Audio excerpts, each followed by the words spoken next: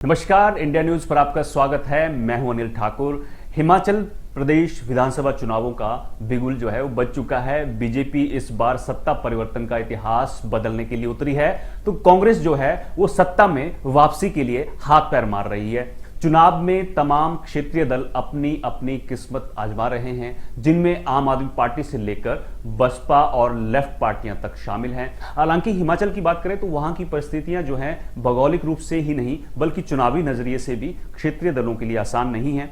कांग्रेस और बीजेपी को छोड़कर कोई भी क्षेत्रीय दल जो है हिमाचल के पहाड़ पर आज तक नहीं चढ़ पाया है। हिमाचल प्रदेश के हर विधानसभा चुनाव में कई क्षेत्रीय दलों ने किस्मत आजमाई, लेकिन मतदाताओं ने उन पर भरोसा नहीं जताया। वाम दल संघर्ष करते नजर आए तो अन्य दल लोगों की भावनाओं की बैसाखी ही बने रहे।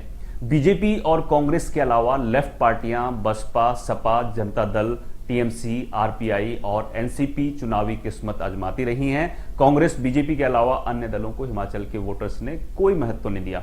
वाम दलों को छोड़ दें तो अन्य दलों के प्रत्याशियों की जमानत तक जब्त हो गई।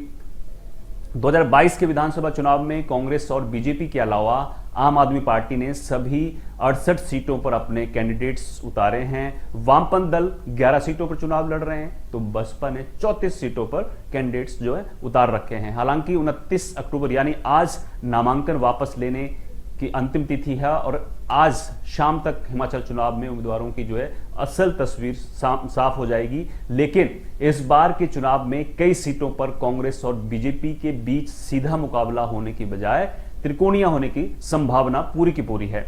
हिमाचल की सियासत में क्षेत्रीय दल जो है 1967 से अस्तित्व में आते रहे हैं। हर विधानसभा चुनाव में क्षेत्रीय दल नए विचार के साथ राजनीतिक प्रयोग करते हैं। पिछले 3 दशक के सियासी इतिहास को देखें तो कुछ विधानसभा सीटों पर क्षेत्रीय दलों पर विश्वास जताया गया, क्षेत्रीय दलों के उम्मीदवार को जिताकर उन्हें विधानसभा भेजा गया, लेकिन कुछ समय के बाद मुख्यधारा के दल का उन्होंने फिर से दामन थाम लिया।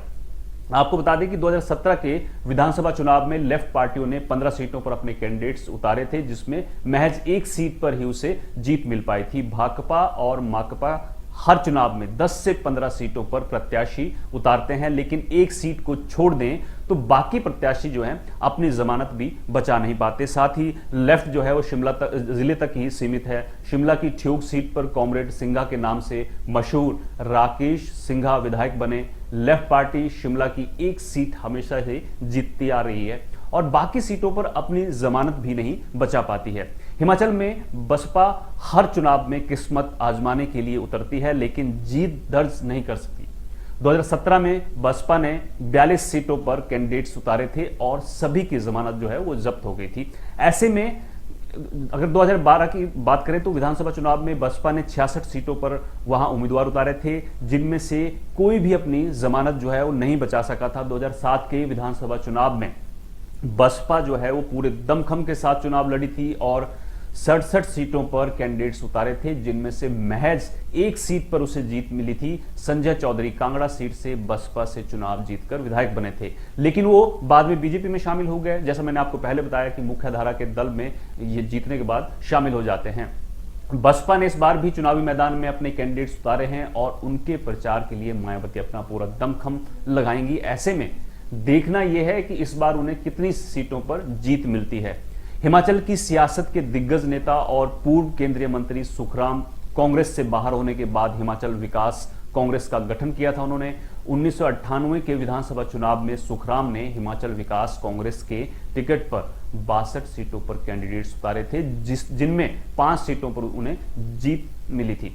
मंडी जिले में 4 और लाहौल स्पीति में 1 सीट इस पार्टी को मिली थी। इसके अलावा 48 सीटों पर हिमाचल विकास कांग्रेस की जमानत तक जब्त हो गई थी। हालांकि उनकी पार्टी को 9.63% मत मिले थे।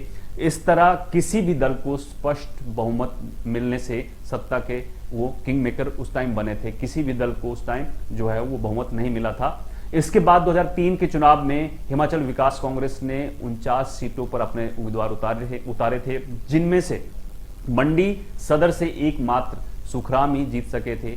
इसके अलावा 48 सीटों पर प्रत्याशी अपनी जमानत तक नहीं बचा पाए थे और वोट फीसदी जो गिरकर 5.84 पर आ गया था।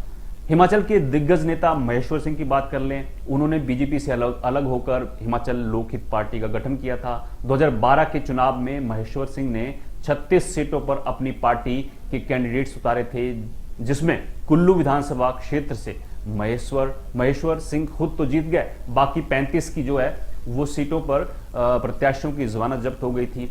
इस तरह से हिमाचल लोकहित पार्टी को मात्र अगर बात करें 2.40% जो फीसदी वोट मिले थे, और चुनाव के बाद उन्होंने अपनी पार्टी का जो भाजपा में फिर से विलय कर लिया था। तो ये सिलसिला जो है वो चाहे बागी कह लें या फिर जो अपनी पार्टी बना लेते हैं लेकिन वो मुख्यधारा में फिर शामिल हो जाते हैं। हालांकि इस बार के चुनाव में फिर से महेश्वर सिंह ने बीजेपी से बगावत कर ली थी और निर्दलीय चुनावी मैदान में उतरे थे, लेकिन उन्हें अब मना दिया गया है, उन्होंने नामांकन भी वापस ले लिया है आज।